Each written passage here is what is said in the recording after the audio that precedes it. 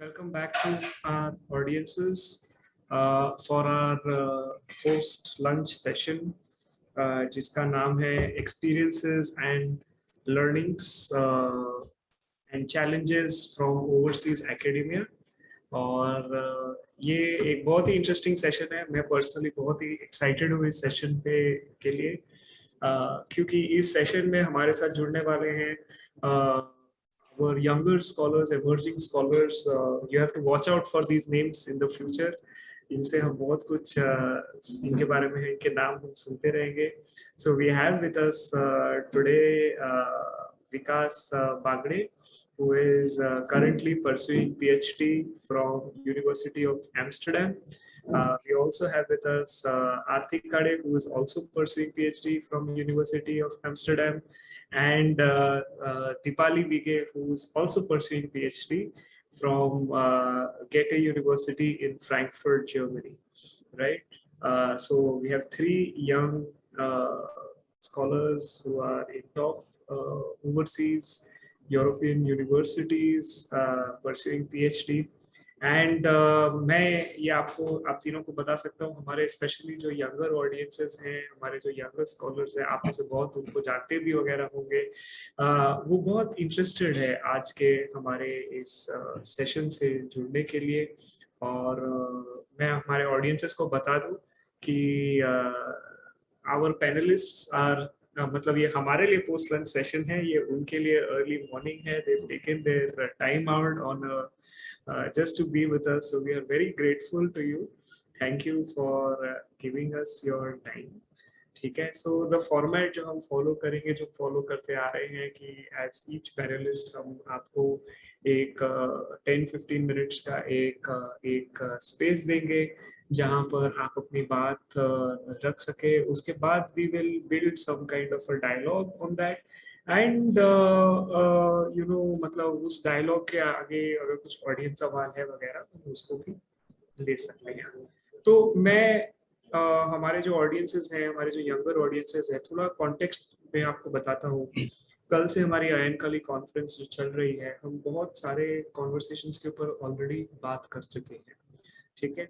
We've spoken about a lot of things and एक conversation में एक थीम निकलते आ रहा है. We are trying to focus on education, research, career issues of our younger marginalized background students.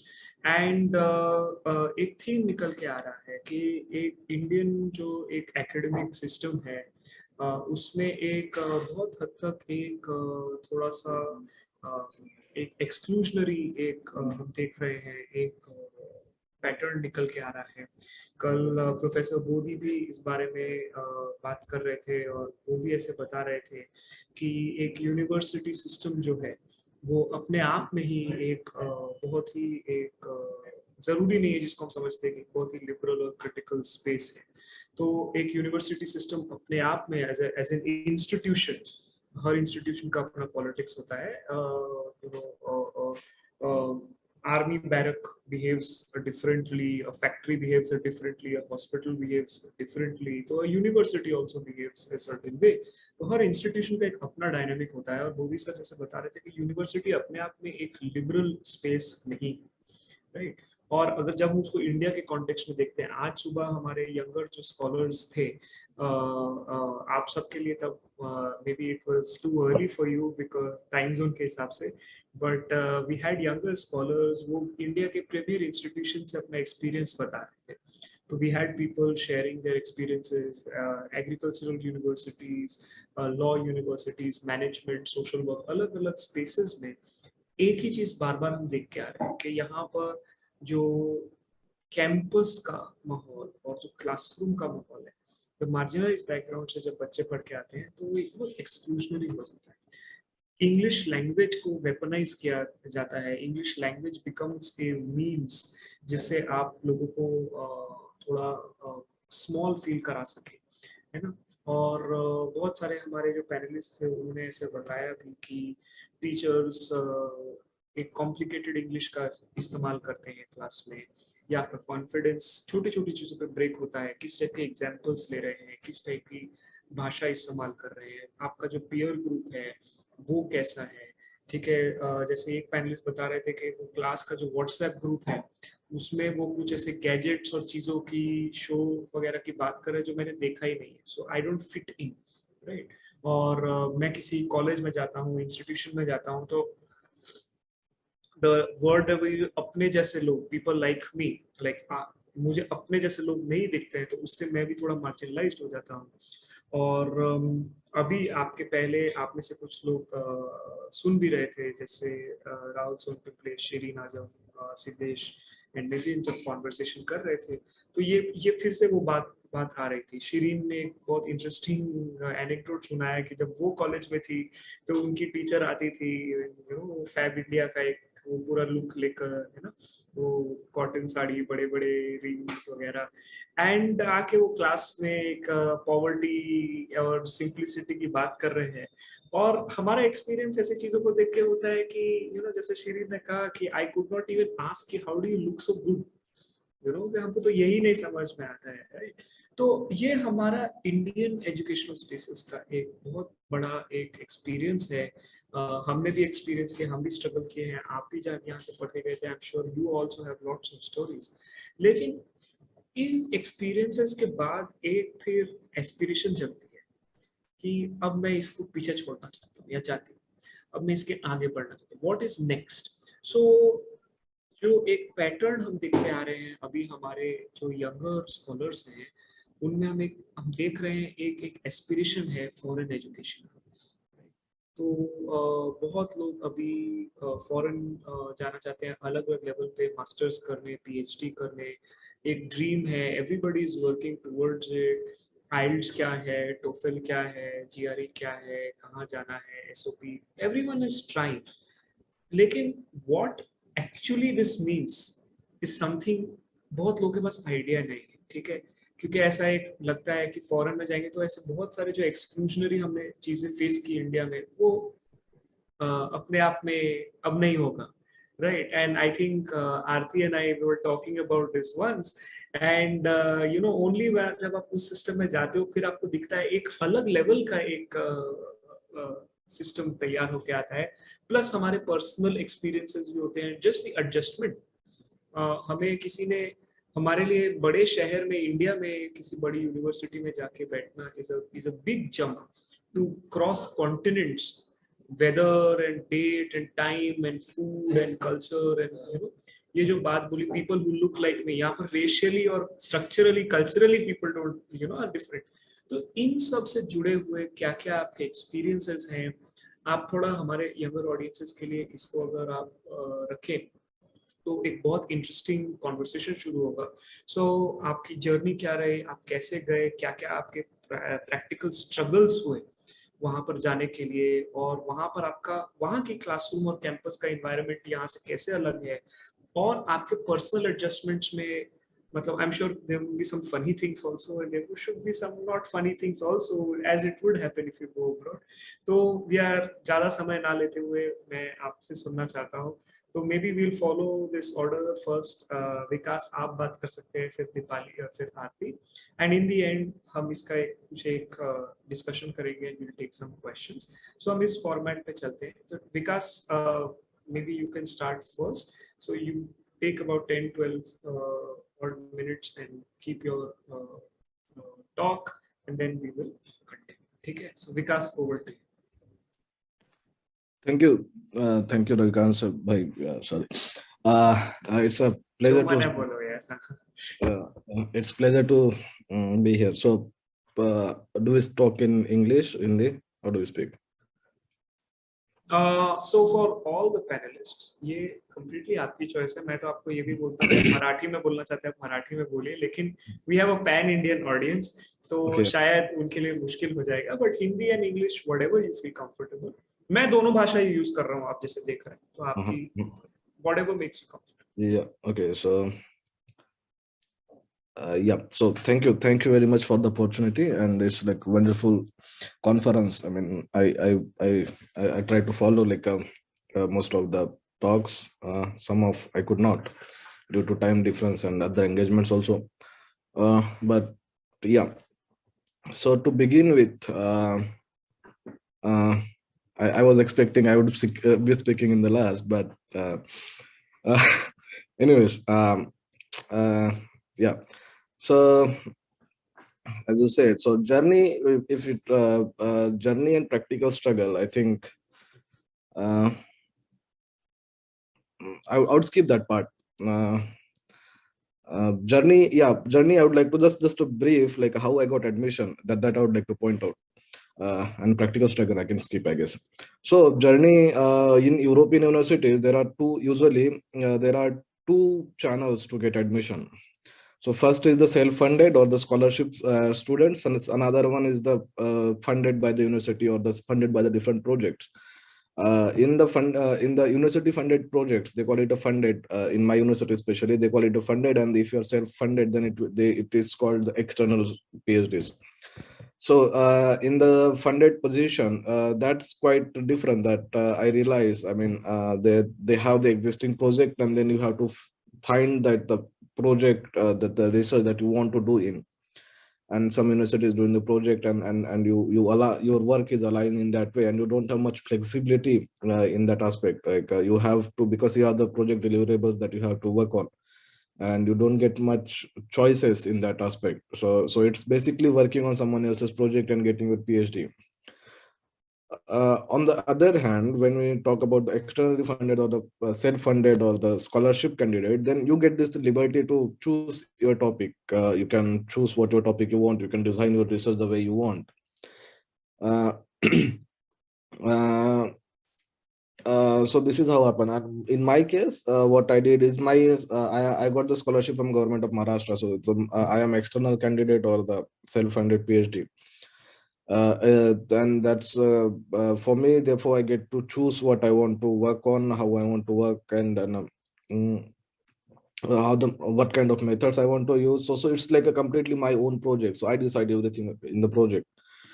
And that's a good thing, especially this project. If you look at the funding, so most of the funding agencies are from the Europe, and therefore, like you see, except you have some dedicated center for the South Asia or the India, then the most of the project focuses on the issues in the West, and many times we find we don't have expertise in that area, and therefore it becomes challenging to get admission to. So therefore, it becomes easier with the funding, and you can always choose what you want to do, and you got this freedom to work the way you want.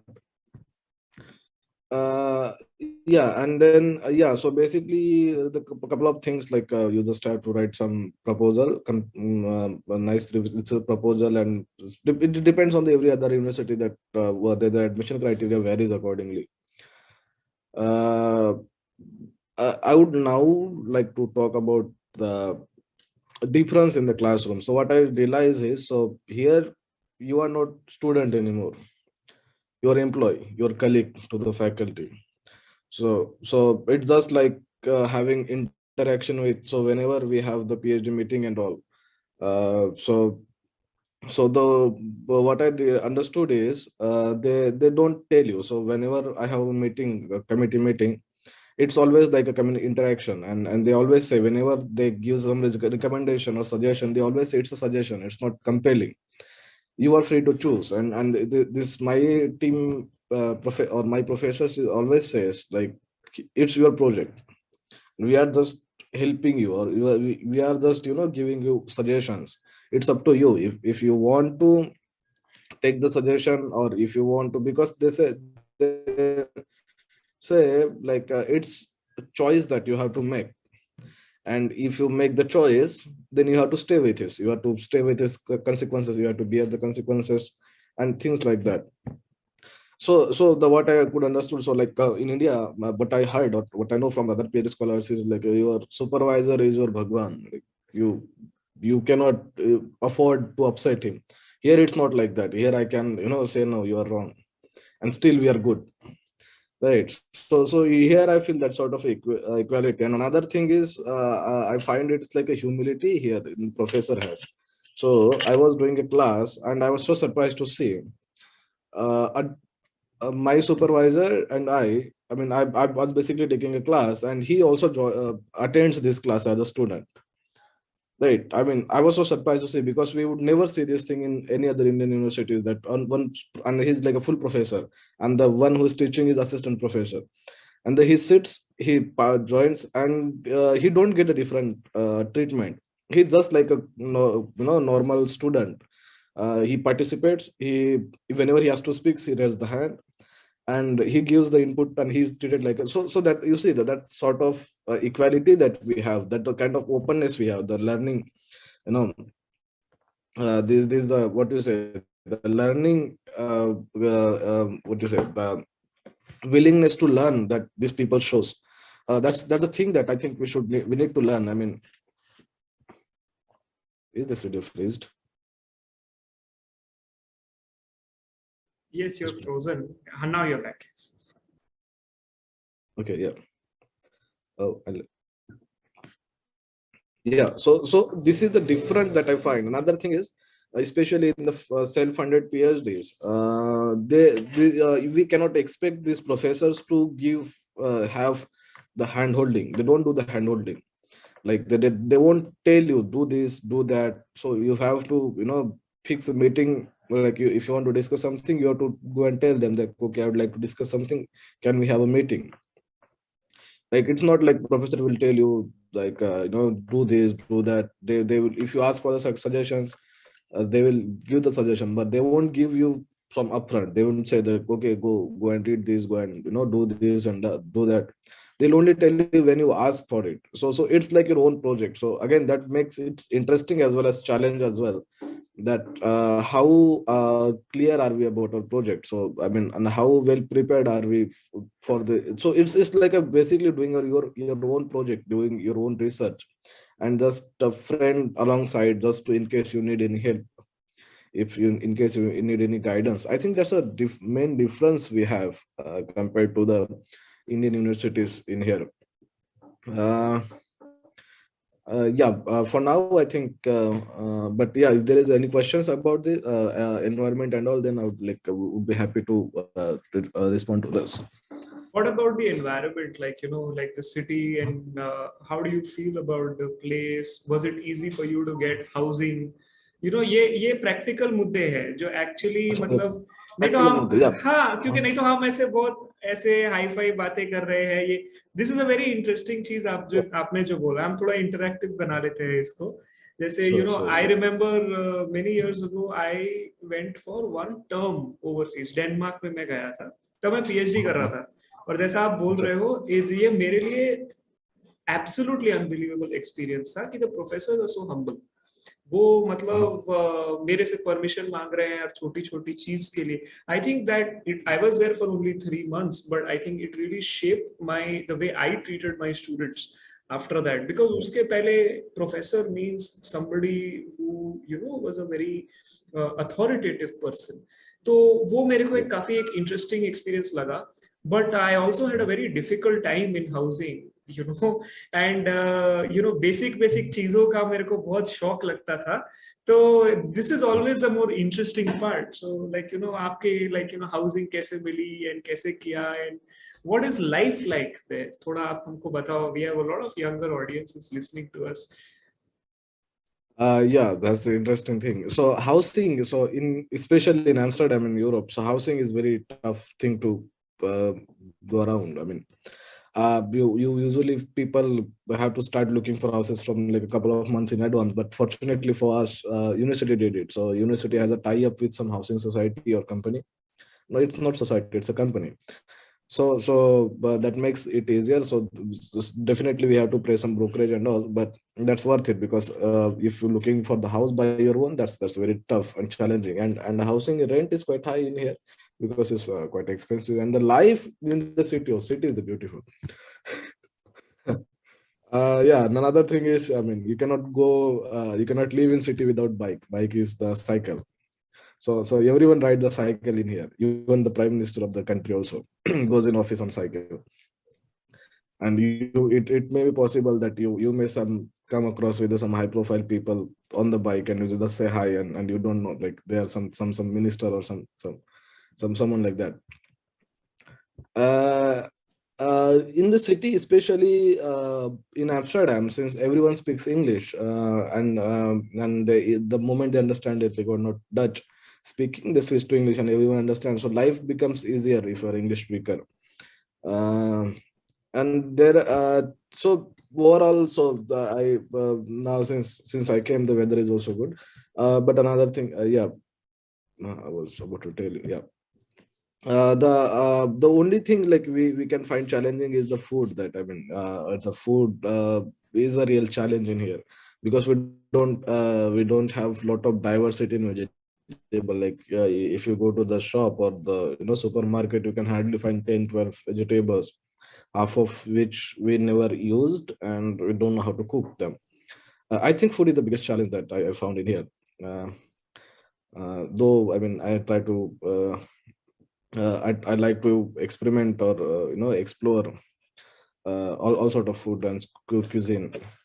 And the life overall is good in Amsterdam. I mean, you and the good thing is, good thing about you get the proper weekend off. I mean, that's a big relief. And no one writes you, no one asks you to do anything on weekend, and that's how you get to. And yeah, what other practical thing is? I think yes. Okay. I mean, I find it like a quite normal. I mean, I somehow I could settle in pretty quickly, and everything I got everything quite well. I mean, without a lot of effort, I guess. That's great. And I'm doing well now. Mhm. That's great. Thank you, Vikas. Dipali, Yeah. why don't you share some of your experiences? We would love to hear how is it in Frankfurt in Germany. I briefly passed through Frankfurt many years ago, and I've traveled through Germany. काफी interesting मतलब मुझे तो जितना मैंने छोटा briefly देखा है, I found Germany to be a very interesting country. Interesting और कभी-कभी बहुत डिप्रेसिंग भी है. मुझे लगता है कि I have different experiences than Vikas. First of all, I would like to thank Ravikant sir, Anup Kumar sir, and the entire team of Digital Nalanda and all the organizers for inviting me for this wonderful conference. I have been listening to all the sessions since morning. अभी यहाँ पे सुबह के 10:30 बज रहे हैं. Am I audible? Yes, you're audible. हाँ, तो मैं सुबह से सुन रही थी. वो फर्स्ट सेशन था जो कि मुझे सारी मतलब जो मेरी डिफिकल्टीज थे वो सब मुझे याद आ रहे थे when I was listening to Shadab, Shirin, Siddhesh, Vishakha, Rahul, everyone. तो मुझे लगता है कि बहुत सारे एक्सपीरियंस है जो हमारे सिमिलर है.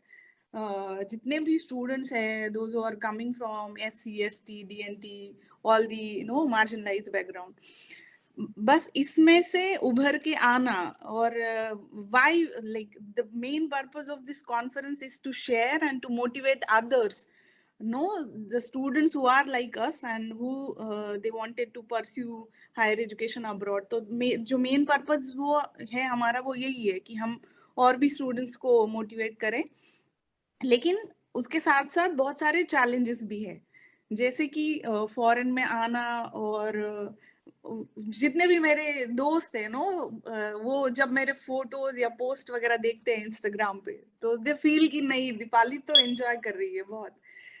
तो ऐसा नहीं है कि I am not enjoying, but it has different challenges. Whether it's very difficult to adjust in this weather. I think India has the best weather in the world, in spite of all the problems and everything. तो challenges भी है. अभी इधर summer चल रहा है. I don't think a lot of people will agree with you. Yes, but still it has good, except I think summer और ये कुछ महीने छोड़ के इंडिया का वेदर जो है मुझे लगता है कि बेस्ट है. तो I will start with I am also writing a detail article. मैंने अनूप कुमार सर को भी बोला कि I have writing this detail article about how to apply abroad, what are the different challenges and how one can overcome all those challenges. तो उसके लिए मैं एक डिटेल में आर्टिकल मैं लिख रही हूँ. मुझे लगता है 70-80% मैंने लिख लिया है. मैं कुछ वेट कर रही हूँ कुछ दोस्तों के कमेंट्स आने के बाद. मैं जल्दी ही वो आर्टिकल शेयर करूंगी, जिससे कि जो कि ऐसा स्टूडेंट जिसको कुछ नहीं पता है कि फॉरेन में कैसे जाना है, उसके लिए वो हेल्पफुल हो. कि अगर वो क्योंकि मेरे यहाँ पे आने के बाद से बहुत सारे मेरे जूनियर कुछ फ्रेंड्स जो है मुझे पूछ रहे हैं कि कैसे अप्लाई करना है, कैसे जाना है. तो बहुत सारे मेरे डिस्कशंस होते रहते हैं, लेकिन मैंने सोचा मैं अगर एक डिटेल आर्टिकल ही लिख दूं तो वो पढ़ के भी थोड़ा बहुत बेसिक आइडिया आ जाएगा. तो वो उस पे भी मैं काम कर रही हूँ. तो ये जो चैलेंजेस है, जर्नी है, एकेडमिक चैलेंजेस है, वो तो है. वो तो सुबह से हम लोग सुन रहे हैं कि क्या क्या चैलेंजेस है, और मैंने भी आई एम श्योर सबने ये सब फेस किया है. तो ब्यूरोक्रेटिक चैलेंजेस में मैं बोलना चाहूंगी कि after getting selected for the award of NOS scholarship, I have joined my PhD through National Overseas Scholarship in March 2020, last year. So I'm living here since last 1 year, and I had mixed experiences about academics, about general society. The societies are very different. Indian society में बहुत सारे difficulties है, but still people are happy. वो एक मुझे लगता है कि मेजर डिफरेंस है. और यहाँ पे life is easy. Basic facilities जो है वो सबके कंप्लीट हो चुके हैं. जो आपका पानी, बिजली, हाउसिंग, तो ये जो बेसिक रिक्वायरमेंट्स है ये सबके इनके फुलफिल हो चुके हैं. तो they are moving towards post modern society, जो कि इंडिया में अभी हम बहुत, मुझे लगता है कि उस सेंस में पीछे है, जहाँ पे हमारे बेसिक प्रॉब्लम्स ही अभी तक सॉल्व नहीं हुए हैं.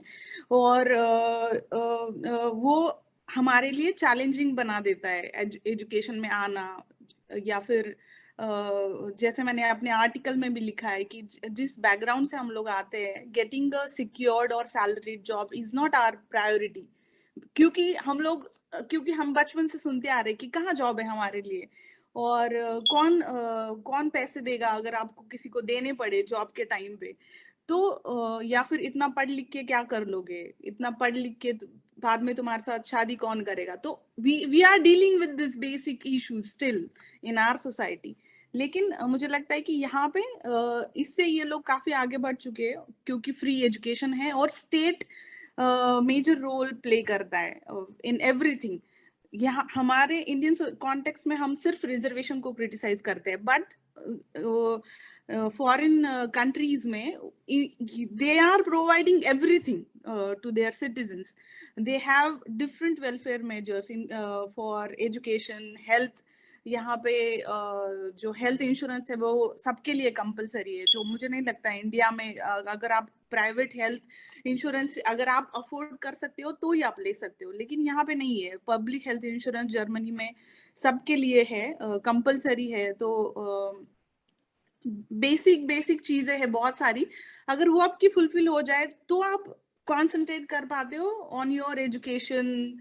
और फिर जो एक्स्ट्रा है आपका क्रिएटिव थिंकिंग, पेंटिंग है, ड्राइंग है, म्यूजिक है. तो मुझे लगता है कि स्टेट का इसमें बहुत मेजर रोल है. और इंडियन कॉन्टेक्स्ट में हमें स्टेट को भी देखना चाहिए कि स्टेट किस तरह से काम कर रहा है, जो कि नहीं होता है. बस हम उस डिलेमा में रहते हैं कि, और हमारे अंदर वो इंफीरियरिटी कॉम्प्लेक्स भी रहता है कि we are pursuing education through scholarship, जो कि नहीं होना चाहिए. मैं आज जितने भी स्टूडेंट सुन रहे हैं, and if you are doing your education with scholarship, then don't you ever feel that no, you are less than anybody else, क्योंकि it's a responsibility of the state to provide you free and quality education. तो मैं बोलना चाहूंगी जितने भी अपने students हैं उनको कि अगर, क्योंकि मैंने भी, और आई एम श्योर बहुत सारे स्टूडेंट ये फेस करते हैं. जैसे मैं सुबह इनको सुन रही थी, सिद्धेश गौतम शायद, अगर आई एम नॉट रॉन्ग, तो उन्होंने अपनी आइडेंटिटी नहीं बताई कितने सालों तक. तो ये सब चीजें होती रहती है, और ये मुझे लगता है कुछ मेरे एक्सपीरियंसेस यहाँ आने के बाद भी मुझे ऐसे मिले जो मैं थोड़ा एंड में शेयर करूंगी। और जो एडमिनिस्ट्रेटिव चैलेंजेस है वो है, ब्यूरोक्रेटिक चैलेंजेस है। उसके बाद जो अवार्ड लेटर, अगर आपका सिलेक्शन हो गया, उसके बाद आपको जो अवार्ड लेटर मिलता है उसमें भी आपको केयरफुली चेक करना चाहिए कि सारे एक्सपेंसेस मेंशन है या नहीं, because in my case my tuition fee has not been mention by the authority.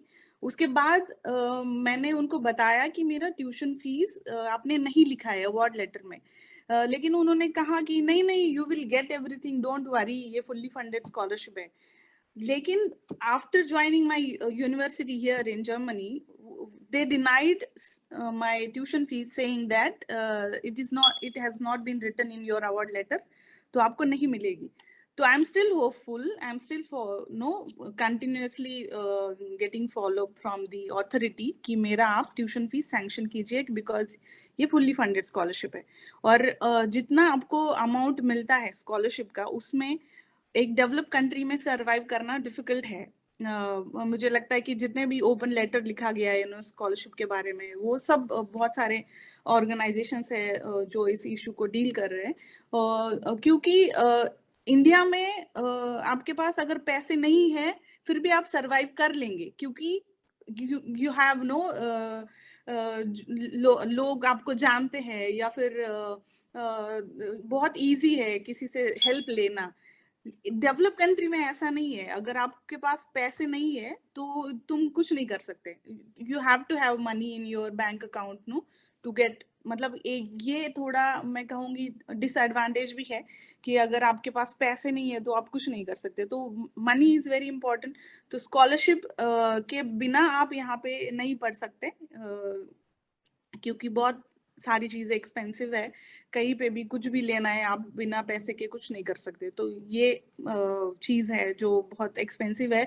और जब भी आपको अवार्ड लेटर मिलेगा, जो भी फ्यूचर एस्पायरिंग स्टूडेंट्स है, मैं उनको ये बोलना चाहूंगी कि आप अपना अवार्ड लेटर अच्छे से चेक करें, उसमें सारे डिटेल्स मेंशन है या नहीं। अगर नहीं है तो आप रिजेक्ट कीजिए और आप लिखिए कि I will not accept this award letter, I want this changes in my award letter. तो ये एक बहुत इम्पोर्टेंट चीज है जो मैं यहाँ पे बोलना चाहूंगी।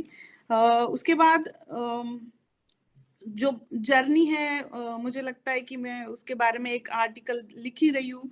और एक नालंदा का जो एक लास्ट सेशन हुआ था उसमें भी मैंने डिटेल में बोला था, तो अभी मैं उसमें ज्यादा नहीं जाऊंगी।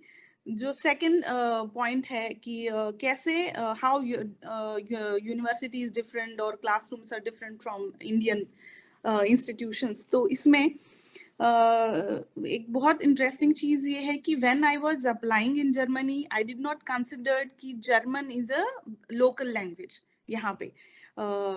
तो लेकिन जो भी फ्यूचर में स्टूडेंट्स अप्लाई करेंगे, मैं उनको बोलूंगी कि आप प्लीज ये थोड़ा सा देख लेना कि जिस कंट्री में आप अप्लाई कर रहे हैं उसका लोकल लैंग्वेज क्या है, क्योंकि बाद में ये थोड़ा सा डिफिकल्ट हो जाता है लोकली एडजस्ट करने में। यूनिवर्सिटी में मुझे कोई प्रॉब्लम नहीं आई, क्योंकि क्लासेस बिफोर मतलब मेरे ज्वाइन करने से पहले क्लासेस सारे जर्मन में होते थे। but the moment when I started joining classes, my professor has told to all the classmates that we have 2 students, those who can't understand German, so we'll continue in English. So this is a very relief for me। और क्योंकि अगर आपको language तो जो बाकी students थे मेरे साथ जो पढ़ रहे थे जो कि जर्मन है, तो उन्होंने इंग्लिश में उनका सब प्रेजेंट करना, प्रेजेंटेशंस, डिस्कशन सब करना शुरू कर दिया, जिससे मुझे एक मतलब जो मेजर डिफिकल्टी थी, क्योंकि लैंग्वेज की वजह से आप हर एक चीज में एक्सक्लूड हो जाते हैं, तो वो एकदम से इजी हो गया। जो कि मुझे लगता है कि सुबह से बहुत सारे लोगों ने बोला है कि लैंग्वेज की वजह से हमें कितनी डिफिकल्टीज फेस करनी पड़ती है, लेकिन वो मुझे नहीं फेस करनी पड़ी, क्योंकि जो इंक्लूसिव एनवायरनमेंट है और क्लास में भी आपको कंफर्टेबल फील कराया जाता है, आपको इंक्लूड किया जाता है, आपको आपके ओपिनियन सुने जाते हैं। जैसे विकास ने भी बोला कि you are like you are being treated as equal, उसमें कोई हायरार्की नहीं है। When we also discuss no some issues और articles in classes in our class, तो उसमें आपका ओपिनियन पूछा जाता है, या फिर you are no free to say whatever you want to say about that article or about that particular issue. तो ये बहुत important है, और जो मुझे नहीं लगता कि इंडियन यूनिवर्सिटीज में होता है। आपका ओपिनियन सुनने में भी कोई इंटरेस्टेड है, या फिर लैंग्वेज की वजह से आपको एक्सक्लूड किया जाता है। Another or you also have this language support classes in my university. English, चाहे वो English हो चाहे वो German हो, तो एक सेक्शन है जहाँ पे आपको ये सब सपोर्ट मिलता है। इवन जो आप आर्टिकल्स भी लिखते हैं अगर, तो उसको भी आपको वो आपको इंग्लिश लैंग्वेज करेक्ट करके आपको भेजते हैं। लास्ट टाइम मैंने एक आर्टिकल लिखा था, तो उस पे मुझे कुछ कमेंट्स चाहिए थे, तो मैंने उनको सेंटर को भेज दिया वो, तो उन्होंने पूरा मेरा इंग्लिश जितना भी था, ग्रामर या फिर जो जो चीजें थी जहाँ पे इम्प्रूव करने की जरूरत थी, उन्होंने मुझे सब करके विद इन अ वीक उन्होंने मुझे वो सेंड कर दिया। तो मुझे लगता है कि ये भी एक बहुत मेजर सपोर्ट है when you are writing articles और योर थीसिस और एनीथिंग। तो ये मुझे लगता है कि एक एडवांटेज है। और जैसे मॉर्निंग सेशन में किसी ने बोला कि रिसर्च के साथ साथ पब्लिकेशन भी बहुत इम्पोर्टेंट है, तो यहाँ पे मेरी यूनिवर्सिटी में एक सेक्शन है जहाँ पे they regularly organize various academic workshops about how to write a research paper, about how to publish your research paper. जो कि मुझे नहीं लगता कि I did my masters and MPhil from TISS, तो ऐसे टाइप का कोई भी आई डोंट रिमेम्बर कि ऐसे आर्टिकल कैसे लिखा जाए, कैसे पब्लिश किया जाए, इसके बारे में कभी कोई सेशन हुआ है।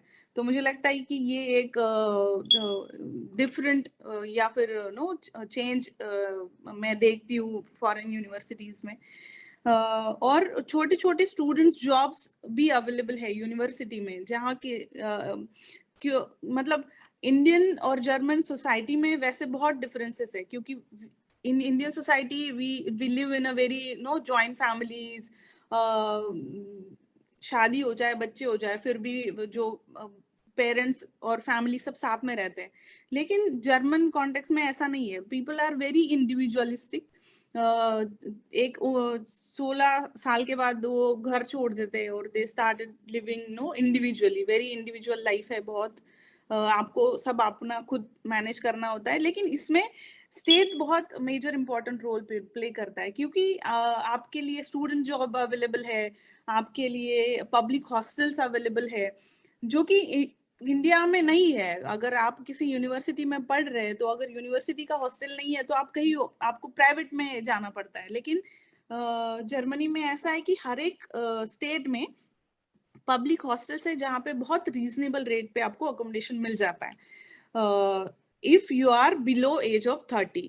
तो जो भी नए स्टूडेंट जो मुझे सुन रहे हैं, and if they are willing to go for their PhD, तो मैं बोलूंगी कि आप अपने 30 से पहले पूरा ट्राई कीजिए कि आपका एज मतलब 30 से पहले आप अपना पीएचडी के लिए बाहर ट्राई करें, क्योंकि जर्मनी में आपको फिर पब्लिक हॉस्टल इजीली मिल जाएगा, आपको पब्लिक हेल्थ इंश्योरेंस मिल जाएगा।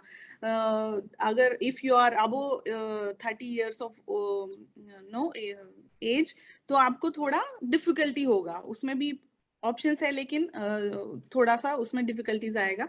तो स्टेट ये इंडिविजुअलिस्टिक सोसाइटी है, लेकिन जैसे मैंने बोला कि इतने सारे वेलफेयर मेजर्स है बाय द स्टेट, तो आपको इजी हो जाता है इंडिविजुअली भी सरवाइव करना।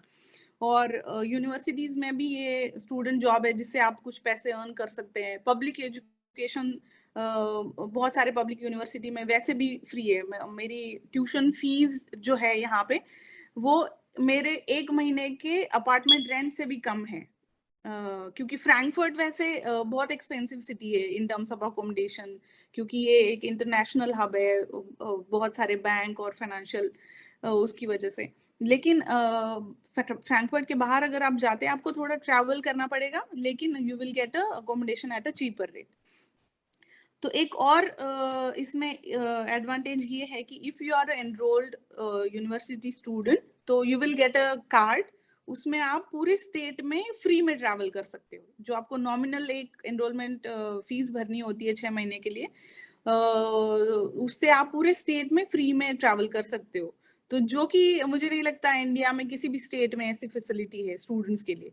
तो ये आप ट्रेन से ट्रैवल करो, बस से ट्रैवल करो, ये आपके लिए फ्री है जर्मनी में। और उसके बाद जैसे मैंने बोला कि बहुत सारे स्कॉलरशिप्स भी है यूनिवर्सिटी की तरफ से अवेलेबल, जिसमें स्टूडेंट्स अप्लाई कर सकते हैं। जैसे इनिशियली अगर आपको और कोई स्कॉलरशिप नहीं मिल रही है for international students as well, तो यूनिवर्सिटी आपको पे करता है। और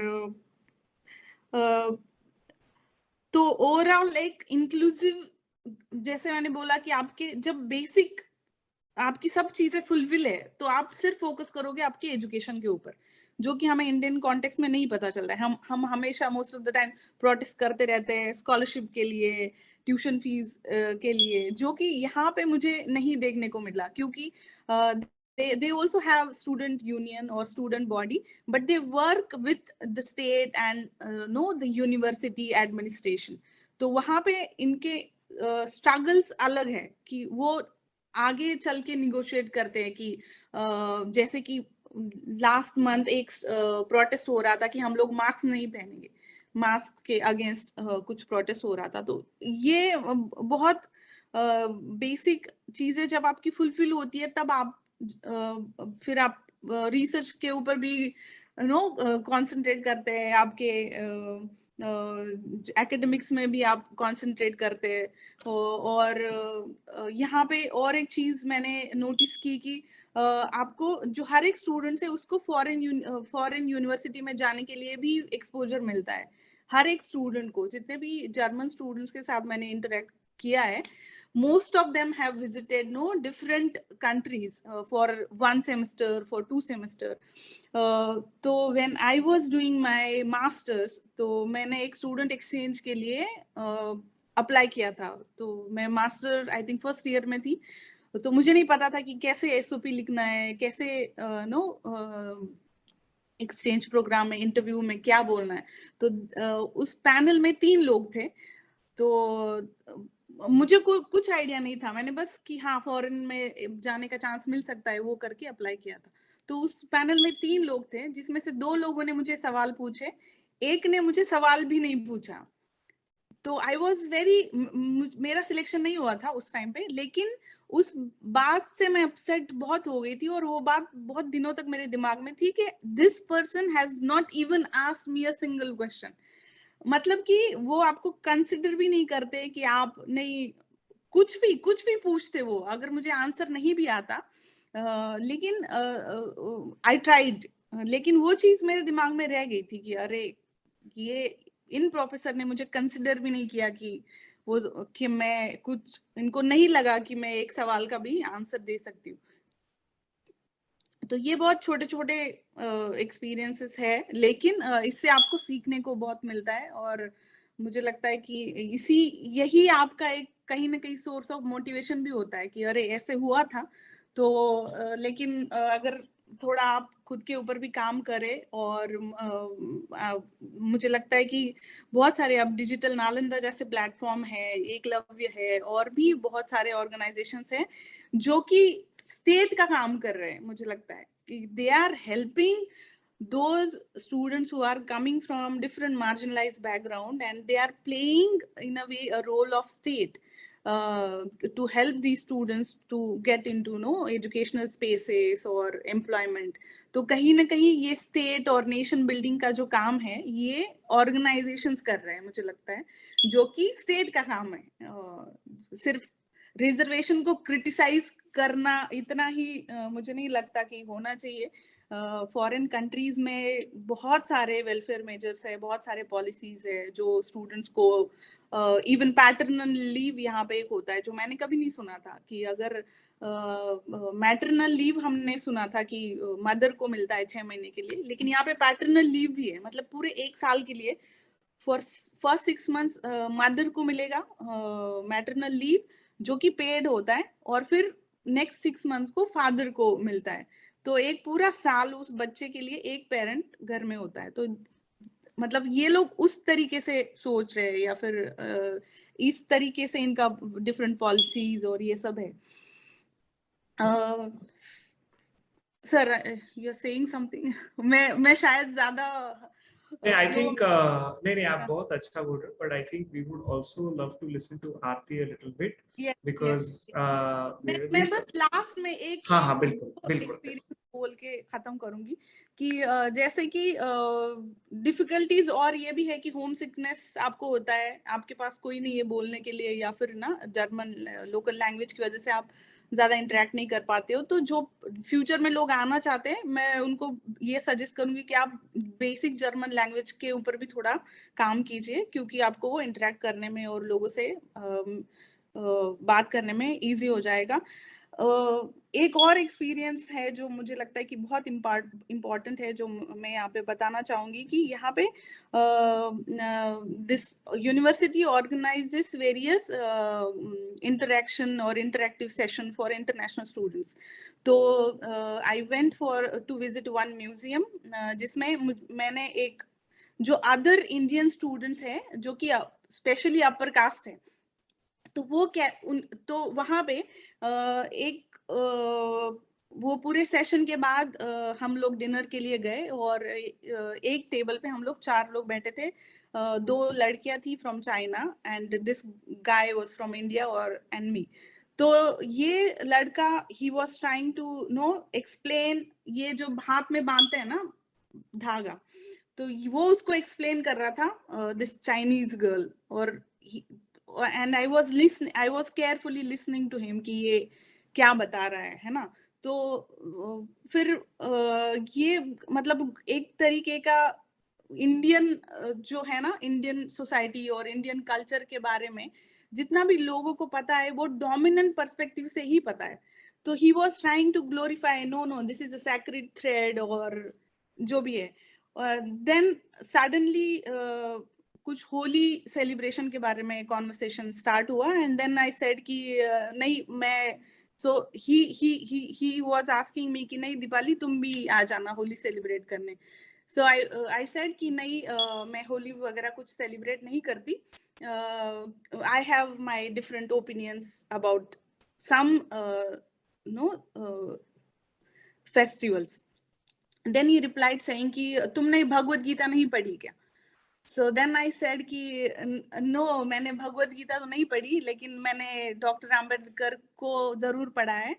तो मैं थोड़ा सा हाइपर हो गई वहां पे कि you are on a international platform and Bhagavad Gita is a mythological text. It's not something you are doing PhD in a science field.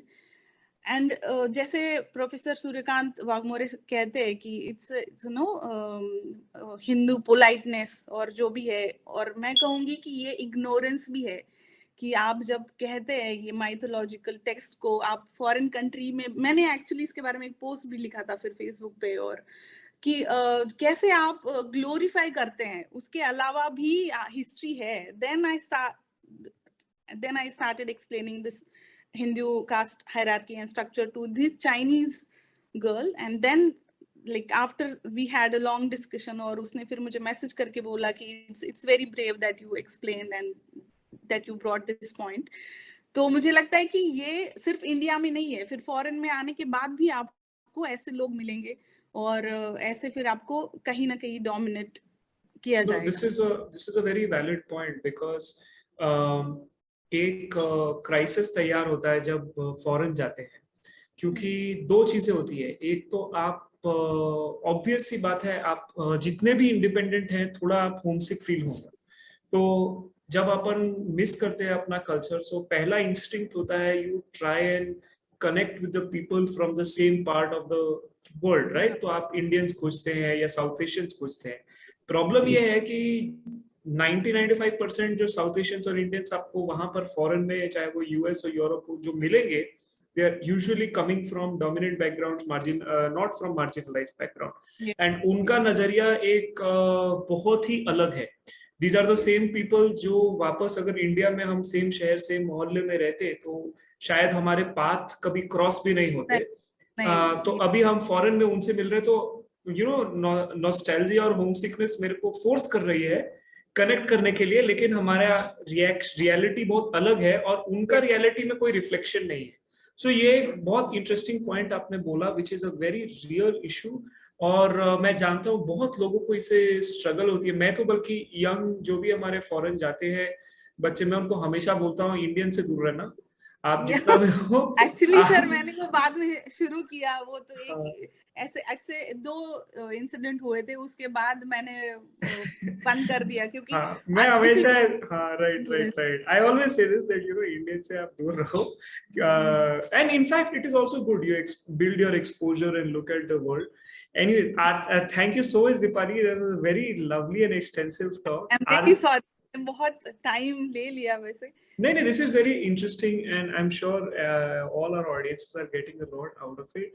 Aarti, it would be really lovely to hear you also. Please, आप बताएं थोड़ा आपके experiences के बारे में। आप भी Amsterdam में हैं और आप भी एक बहुत interesting research project कर रही हैं. So, what are your thoughts on whatever Vikas or Dipali have said? And आपके क्या विचार हैं? आप भी थोड़ा रखें अपनी बात, तो we'd like to listen to you also.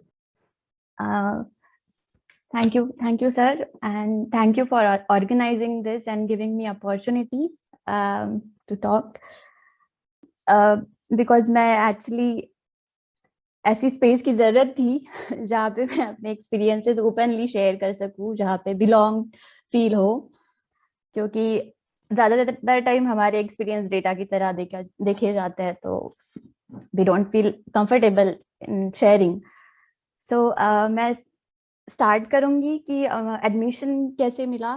मेरे लिए बहुत मुझे इजी लगा एक्चुअली फॉरेन यूनिवर्सिटी में एडमिशन लेना।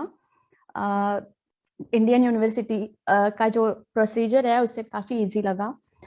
सबसे इम्पॉर्टेंट बात तो ये है कि एक तो अपना प्रपोजल अगर रेडी हो तो हम फाइंड आउट कर सकते हैं कि जो फैकल्टीज़ है यूनिवर्सिटीज़ में, अच्छी यूनिवर्सिटीज़ में, उनका इंटरेस्ट एरिया अगर तुम्हारी रिसर्च से मैच होता है तो वहाँ पे चांसेस ज़्यादा होते हैं कि वो तुमको सिलेक्ट करे। और वो बहुत अच्छे से एक्चुअली वेलकमिंग बहुत लगता है शुरुआत से ही। जब कन्वर्सेशन स्टार्ट होता है यूनिवर्सिटी के प्रोफेसर के साथ, तभी से बहुत रिस्पेक्टफुली ट्रीट किया जाता है, बहुत वेलकमिंग इक्वल ट्रीट किया जाता है। तो वो प्रोसेस बहुत अच्छा था और बहुत सरप्राइजिंग था मेरे लिए कि अरे इतनी जल्दी हो गया एडमिशन, क्योंकि अनूप सर मुझे बोलते रहते थे अप्लाई करो, और क्योंकि मुझे कॉन्फिडेंस नहीं था और मुंबई में टाटा इंस्टीट्यूट में जिस तरह से लाइफ चल रही थी, क्योंकि मैं स्कॉलरशिप नहीं थी, हम लोग स्कॉलरशिप के लिए प्रोटेस्ट कर रहे थे, और क्योंकि स्कॉलरशिप नहीं है एट द सेम टाइम मुझे जॉब करना पड़ रहा था। तो मैं एमफिल कर रही थी, जॉब कर रही थी, प्रोटेस्ट कर रही थी, तो मुझे एक्चुअली टाइम नहीं मिलता था पढ़ने के लिए। सो ये सब चल रहा था, तो मुझे बहुत सरप्राइज फील हुआ कि अरे एडमिशन मिल गया। उसके बाद दूसरा चैलेंजिंग ये है कि फंडिंग मिलना।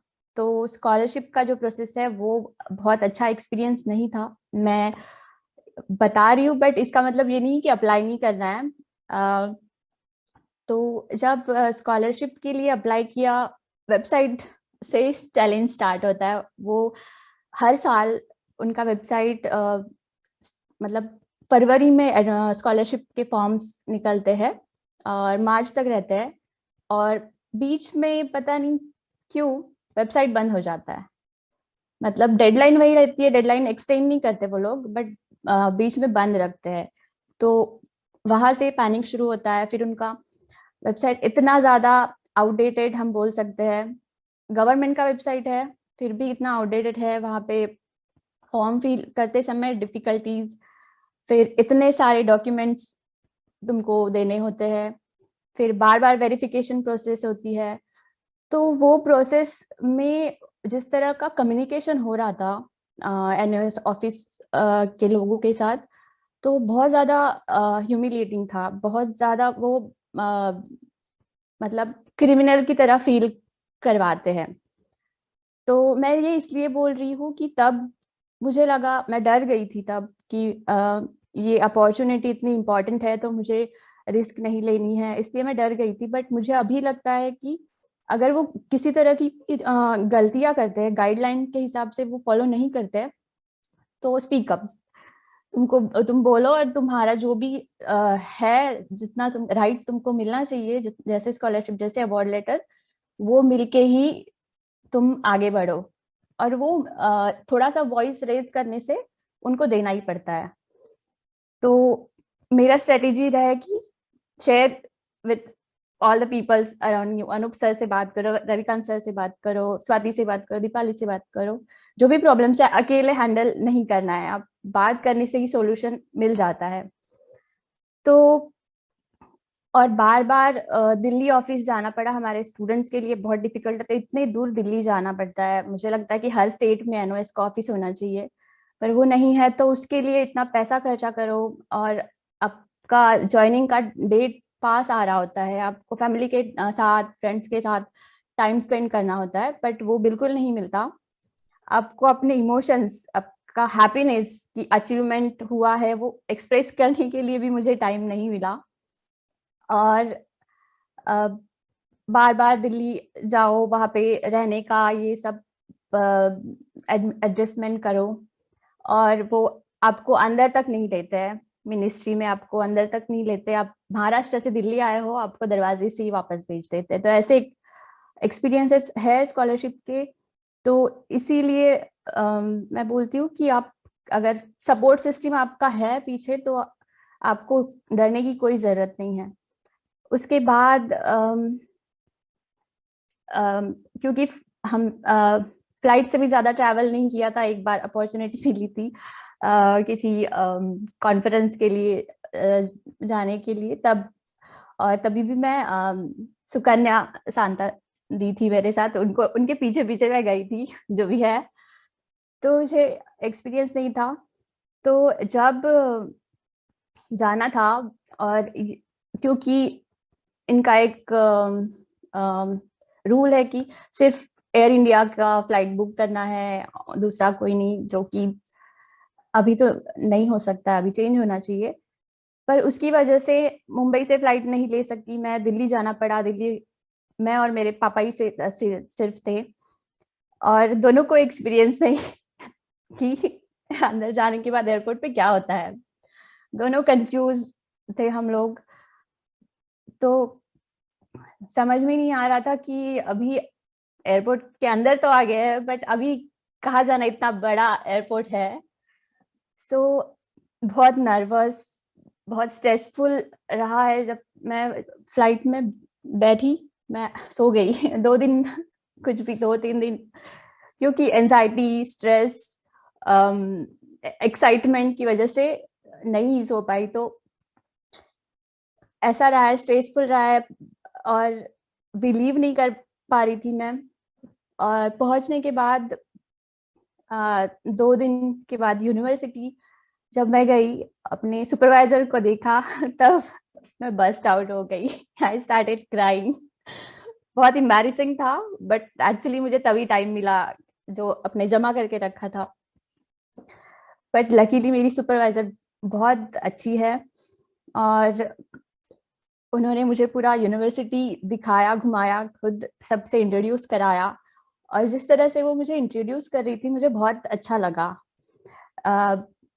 मतलब इतनी पॉजिटिव बातें आपके बारे में आपके सुपरवाइजर बोल रहे हैं, नए लोगों से आपको मिला रहे हैं। तो मेरा जो डर था कि फॉरेन यूनिवर्सिटी में, क्योंकि इंडियन यूनिवर्सिटी में इतना इंफीरियर हमेशा फील होता है, तो वहाँ पे पहुंचने के बाद मेरा जो डर था सुपरवाइजर से मिलने के बाद वो चला गया, कि ये बहुत वेलकमिंग स्पेस है, ऐसा लगा। और तुम भी मतलब उतने वर्दी हो यहाँ पे, क्योंकि आपको जिस तरह से इंट्रोड्यूस किया गया तो आपको लगता है कि आप वर्दी हो उतने, कि आप यहाँ पे डिजर्व करते हो आप यहाँ पे पहुंचना। तो ऐसा स्टार्टिंग का जर्नी रहा है। बाद में कुछ डॉक्यूमेंटेशन वाली चीजें होती है, जैसे कि रेसिडेंस परमिट मिलना, या फिर ट्रैवलिंग कैसे करते हैं वो समझना। तो उसमें थोड़ा टाइम लगता है, क्योंकि हमें आदत होती है कि ऑटो पकड़ो, जहाँ पे भी जाना है, जहाँ यहाँ पे कुछ भी समझ में नहीं आता, पब्लिक ट्रांसपोर्ट थोड़ा सा समझने में डिफिकल्ट होता है। पर एट द सेम टाइम किसी के हेल्प लेने की भी जरूरत नहीं होती है, क्योंकि आपको वहाँ पे प्रॉपर गाइडेंस सब जगह पे होता है। और दूसरी बात है, इंग्लिश की वजह से इंफीरियर फील होना।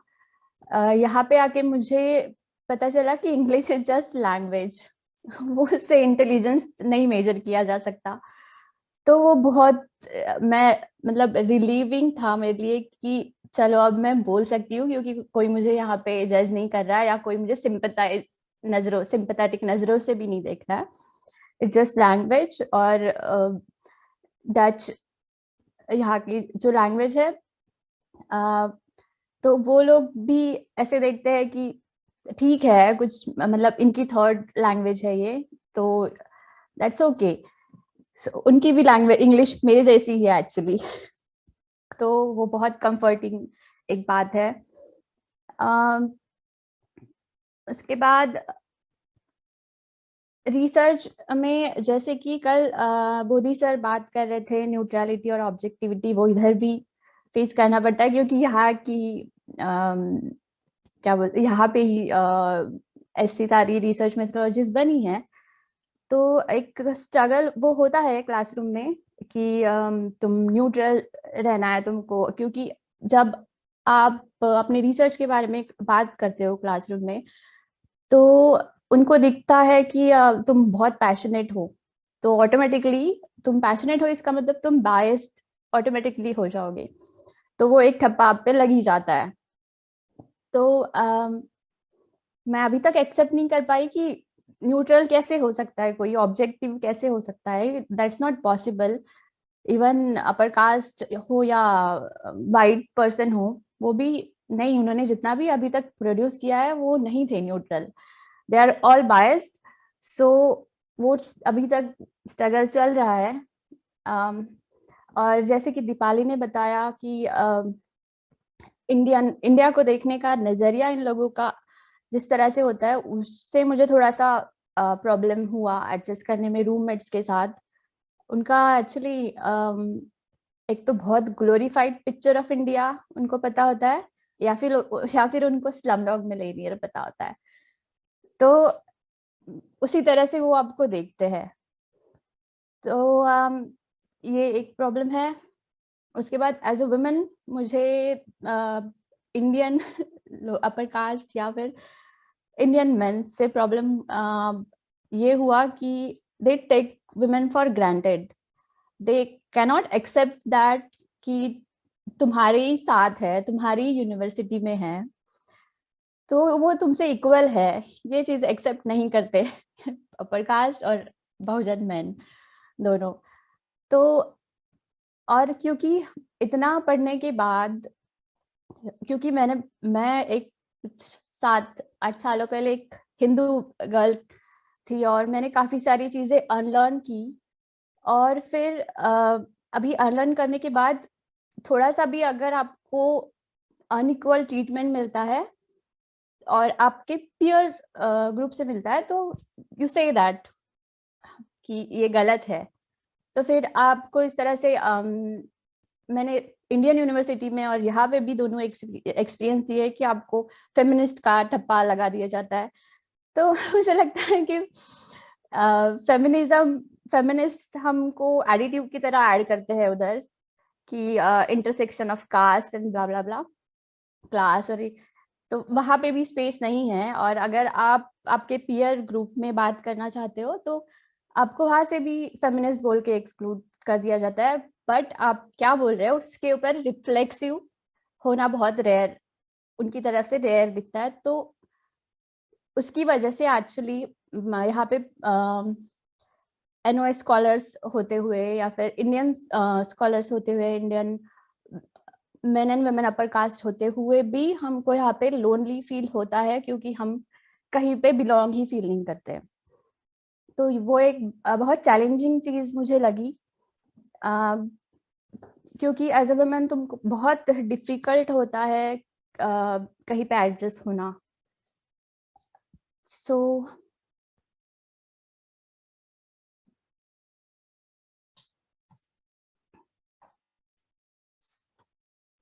I think what we'll also do is, this has been a very interesting conversation because हमने इसको मतलब बहुत पॉजिटिव एंड इनकरेजिंग चीजें भी सुनी है वहाँ के सिस्टम के बारे में, and some very practical difficulties भी सुन रहे हैं जो हमारे स्टूडेंट्स के लिए बहुत इंटरेस्टिंग एक्सपोजर है।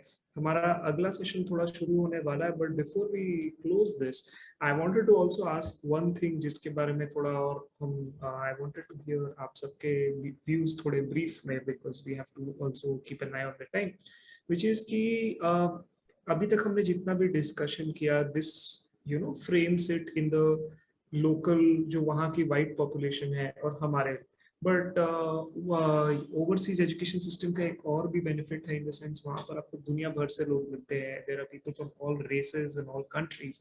सो in your experiences have you met people from other countries, other continents? वो कैसा एक्सपीरियंस है, क्योंकि आपकी तरह वो भी वहाँ पर लोकल नहीं है और वो भी एक तरीके के आउटसाइडर है। So what are your experiences and engagements with them? वो भी काफी इंटरेस्टिंग होगा अगर उसके ऊपर ब्रीफली थोड़ा हम आपके विचार सुन सके। So maybe Vikas and Deepali and Aarti, you can like briefly give some of your thoughts in that. Yes, I can share. So हाँ, यहाँ पे जो अभी मैं एक क्लास अटेंड कर रही हूँ, तो मैं वहाँ पे जो कलीग है वो अलग अलग जगह से है, ऑस्ट्रेलिया से, इंडोनेशिया से है, चाइना से है, बांग्लादेश से है। तो एक्चुअली बहुत कुछ सीखने मिलता है अगर आप ओपन रखो अपने आप को नए नॉलेज के लिए। तो बहुत सारे अपॉर्चुनिटीज है यहाँ पे सीखने के लिए। तो एक्चुअली उनके जो रिसर्च टॉपिक्स है, उनकी जो क्वेश्चंस है, वो बहुत सिमिलैरिटीज उसमें दिखती है। पर प्रॉब्लम ये एक है कि मोस्टली वहाँ से भी आने वाले लोग एलीट सेक्शन से ही होते हैं उनके सोसाइटी से। तो पर वो किसी और के बारे में ही स्टडीज करते होते हैं, तो इसलिए हमको उनमें से बहुत सारा चीजें सीखने मिलती है। लिटरेचर, थ्योरीज, वहाँ पे किस तरह से देख रहे हैं लोग, उसके बारे में जानने मिलता है। मेरी एक बहुत अच्छी फ्रेंड बनी चाइना से, वो उनका PhD कल्चरल एनालिसिस पे है। तो उनके साथ जो मेरा डिस्कशन होता है, मुझे बहुत एक्चुअली जब मैं इंडिया के बारे में उसे बताती हूँ, जो उसके रिफ्लेक्शंस उन पे होते हैं वो बहुत इंटरेस्टिंग होते हैं। एक आउटसाइडर का जो व्यू मिलता है वो बहुत इंटरेस्टिंग होता है। जैसे कि मैंने शेयर भी किया था फेसबुक पे, मैंने जब हम डिस्कस कर रहे थे तो मैंने उसे पूछा कि आपके कंट्री में लोग इंडिया को किस तरह से देखते हैं, तो उसने बोला कि लैंड ऑफ मिथ। तो मैंने बोला ये मतलब मैं एक्चुअली कुछ नहीं बोल पाई क्योंकि मैं एग्री कर रही थी। सो यस, उन्होंने बोला इवन बुद्धा को भी मतलब जिस तरह से प्रेजेंट किया जाता है सिंबॉलिज्म में, वो भी बहुत माइथोलॉजिकल लगता है। सो मैं उसके साथ फिर आगे डिस्कशन कर सकती हूँ कि क्यों ऐसा दिखता है। सो वो एक्चुअली बहुत हेल्पफुल लगता है मुझे।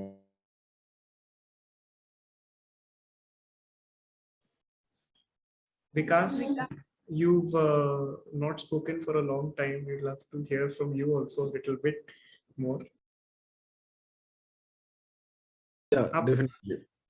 Yeah, so thank you again. Yeah. So yeah, so regarding the diversity of the group, or the in the university or the colleagues, that's interesting, especially if I'm talking about my university. We have the very diversity, but diversity in whites, that I could say, because I am in my floor. So my department is called Geography and Urban Planning, uh, and I think there are only couple of people who are non-white, and in white you got a lot of diversity, like people from Australia, people from different part of the Europe and all. And what I realized is these people, most of them are working on third world countries, that we like to call it, or the global south, as we can say it otherwise. um, what I find out is, many times even our master students are well read, have the rich experience than the PhD students in here. The only difference is that they're more articulated, like they're the better articulated than us, and they have the exposure, so they can put things into different perspective. That's the only difference that I realized. And sometime you may find, like if you go to my research, my department's website, and you may find people are doing research on absolute, that we call like stupid things. Yeah, and the thing is, another thing is, these people are like very open. I mean, that's the thing that we should learn from them. So whenever we talk to them, so they don't talk about their work, they talk about India. So, and what I realized, so surprisingly, that many of them has visited the India. So that's also another thing, and it's accommodating people that you find. I mean, especially in my department, if I talk about. Um, yeah, that I think, and another thing is, it's like a um, professionalism that they shows. But that's very good thing. I mean, I think I'm talking quite a lot about the positive things, but that's what I do usually. That's the thing that we need to pick up from this, from the colleagues, and that's the part of experience that we need to. No, absolutely. There's a lot of positives to pick up from that experience, and thank you for highlighting all of those things, because ultimately we do want youth to step abroad, and ये जो challenges, and I'm glad that Aarti also said कि ये challenges है, इसका ये मतलब नहीं है आप apply नहीं करेंगे. You just know what you're getting into. Oh, yeah, I would like to give a message to our whoever aspirants are. Just trust me, you have very rich experience, and you have very good understanding of the realities than maybe your professor that you're applying to. Because I realize, because they have, the world is so much of the artificial world, artificially created. I mean, you hardly see. I mean, even your lived experiences, their lived experience are not, don't vary that much. But the struggle that we do back at home, even since starting to going to schools, and even after joining whatever differences, we do multiple things at a time. We don't get one time to study and all. I think that makes you rich in experience, and the better than them, that you can understand. That's the only thing we lack, is we cannot we tend to be not that well articulated, I think. Yeah. Aarti has raised your hand here. Feels like Yes. I'm taking a class. Seeing a hand raised in Zoom. It's interesting. Yes, Aarti. Actually, I wanted to add one thing, that with my supervisor and other professors here, I feel that they encourage me for everything.